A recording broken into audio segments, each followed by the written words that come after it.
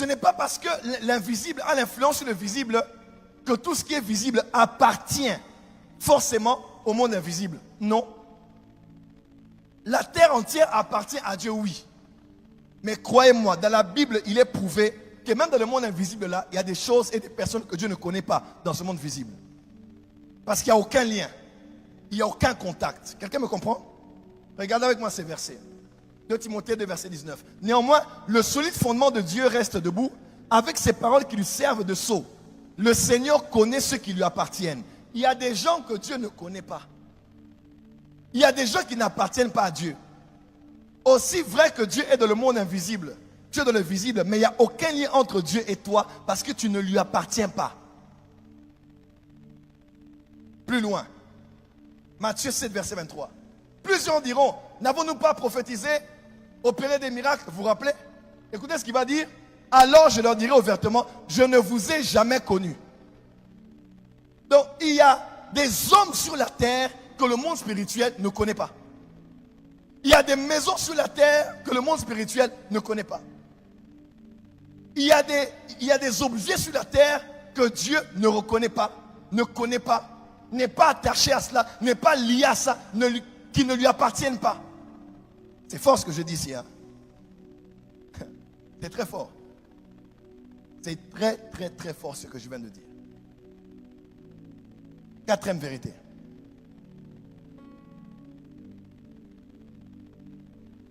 Le lien, c'est-à-dire la connexion ou le contact entre l'invisible est généralement établi par une cérémonie qu'on appelle dédicace. Le lien généralement qui lie maintenant l'invisible du visible et qui fait que ce qui est au visible appartiennent ou soit lié avec l'invisible, ça passe généralement par une cérémonie qu'on appelle la dédicace. L'initiation, la consécration. Quelqu'un est avec moi? Vous allez voir un jeune garçon à l'université qui est tout à fait gentil. Il y a même un jeune homme que j'ai connu comme ça. Bon, c'est une longue histoire. Bref, il est allé avec ses amis chez un féticheur et le féticheur a dit, mais toi, je ne te connais pas. Alors que le garçon prétendait qu'il était aussi dans des choses mystiques. Et pourtant, il était en train de mentir. Quand il arrive, il a dit, les esprits ne te connaissent pas. On ne te connaît pas ici. On connaissait tout le monde sauf lui. Et qu'est-ce qu'il devait faire? Accepter qu'il n'était pas coopté et passer par une initiation. On devait le laver, on devait l'enseigner, on devait le baptiser, on devait le dédier. Il devait passer par une cérémonie qui allait faire en sorte que les esprits le reconnaissent maintenant. Quelqu'un comprend ce que je veux dire? Aussi vrai que le monde invisible existe et le visible existe, aussi vrai que tout ce qui est du monde visible n'appartient pas forcément ou n'est pas forcément sous le contrôle du monde invisible. Mais la connexion s'établit par une cérémonie qu'on appelle l'initiation, la consécration ou la dédicace. Aujourd'hui, quand vous regardez notre belle vieille Europe, des nations comme la Grande-Bretagne, l'Angleterre, tout ce que vous savez, autrefois terre de réveil, terre de miracles, terre de rivalistes. Aujourd'hui, il y a des cathédrales anglicans que l'on vend qui appartiennent aujourd'hui à des musulmans, des molles. Je posais la question, mais ici se trouvait l'autel de Dieu, l'échelle de Dieu. Qu'est-ce qui s'est passé? Et on peut prendre un lieu qui était sacré, le désacraliser et le dédier à d'autres dieux. Autrefois, les esprits craignaient le lieu. Aujourd'hui, les esprits y habitent. Pourquoi? On a changé de dédicace. On a reconsacré, reconverti le lieu. Et il y a eu dorénavant un contact entre le monde physique et le monde spirituel, mais des ténèbres. Suivez-moi très bien dans ce que je vais dire ici. L'introduction là est très importante. Donc tu peux être ou avoir, mais n'avoir aucun lien avec le monde spirituel. Pourquoi? Parce qu'il n'y a pas eu dédicace. Parce qu'il n'y a pas eu consécration. Parce qu'il n'y a pas eu initiation. Dis avec moi la puissance naturelle de la dédicace. Hier, au Gabon, a eu lieu la prestation de serment de notre nouveau président, le président Brice Oligui Nguema. Acclamé. Merci. Merci. Comme de coutume, cela a lieu dans toutes les nations, après que, par voie démocratique, par la voie des urnes, après qu'un candidat remporte les élections.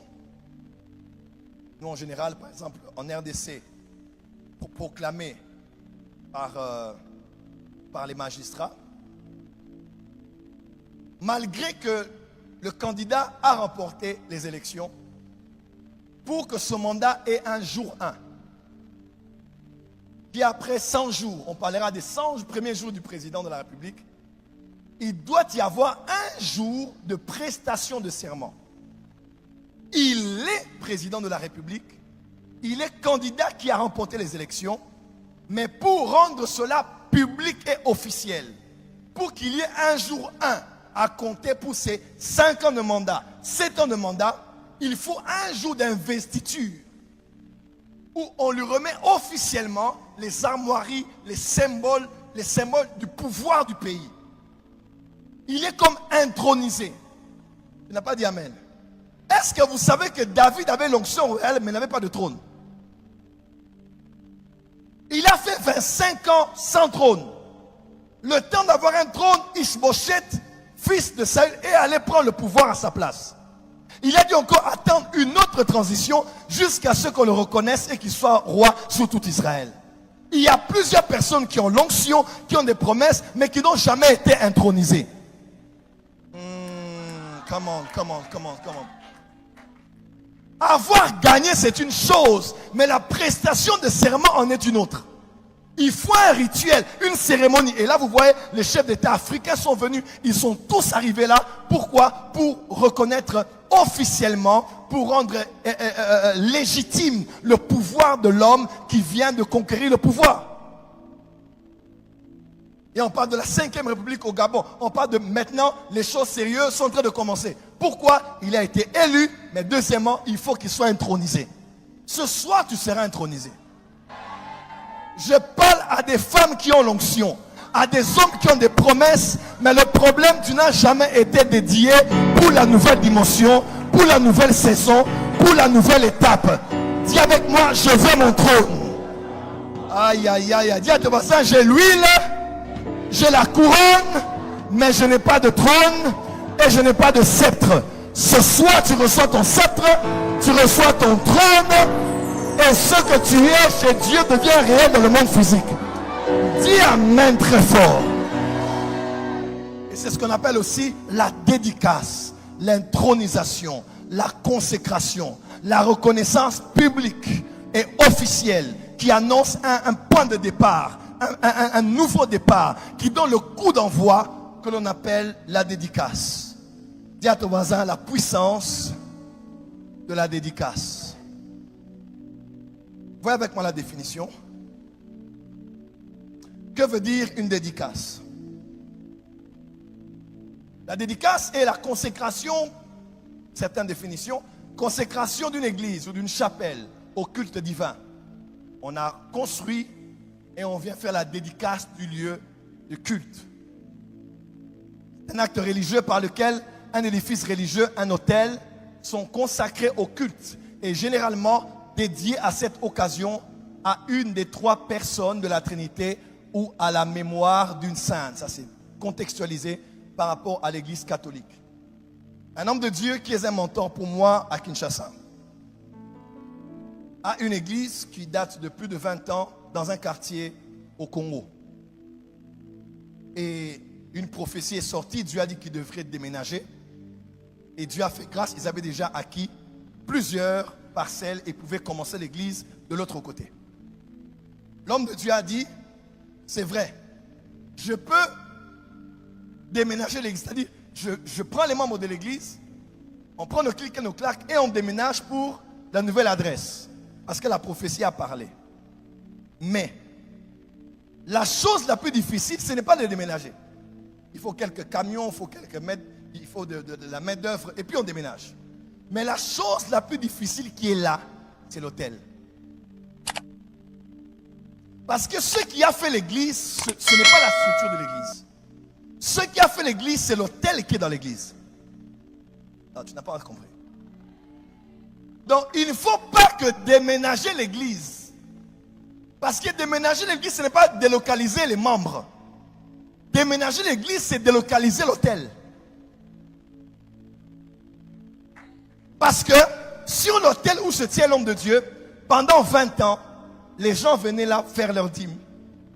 Les gens transpiraient pendant des mois, ils venaient donner leur salaire, leur premier salaire. Les gens venaient faire des vœux à Dieu et accomplir leurs vœux. Les gens venaient là et ils étaient guéris de leur maladie. Les gens venaient donner leur vie à Jésus-Christ là. Les gens recevaient l'appel au ministère et se donnaient totalement à Dieu là. De là où se trouvait l'homme de Dieu, il recevait des révélations quand il prêchait, des mystères quand il prêchait. C'est de là qu'il prophétisait, il parlait, les nations étaient bénies en ligne. Tu ne vas pas dire que celui-là était un lieu ordinaire. Non. Tu ne diras pas que celui-là c'est un lieu ordinaire. Non. Le problème c'est l'autel maintenant. Je peux délocaliser l'église, mais est-ce que je suis parti avec l'autel?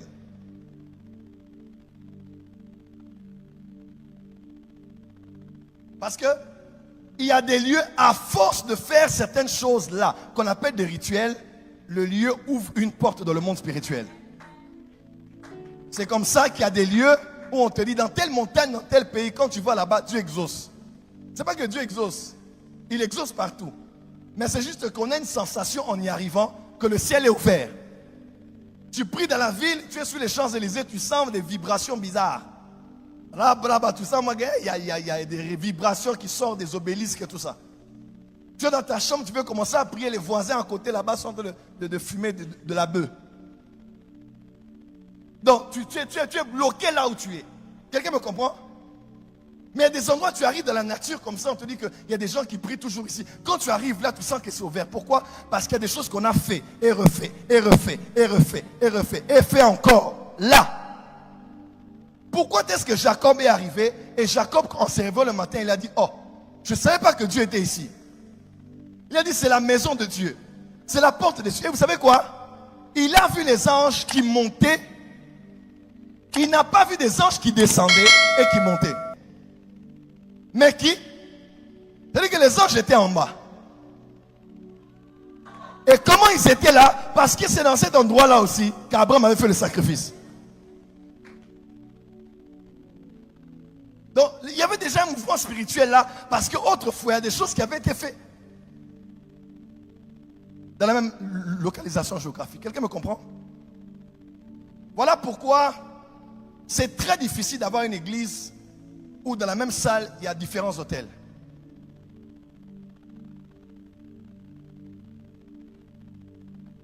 On peut prier le même Dieu, mais il n'y a pas les mêmes onctions. Il n'y a pas les mêmes énergies spirituelles. Quelqu'un me comprend? Et ce n'est pas de manière négative. Hein? Vous comprenez ce que je veux dire ici? Donc, il faut délocaliser l'église, mais délocaliser l'autel. Parce que c'est l'autel qu'on consacre. Si on doit prier pour une salle, prier pour l'église, dédier l'église, à part le fait de mettre l'huile dans les quatre coins, on mettra surtout l'huile ici. Parce que c'est ici, c'est d'ici que Dieu passe pour visiter le peuple qui vient de partout, ou qui est connecté de partout, pour être à la quête de sa voix. Et avec moi, consécration. Il y a encore dédicace.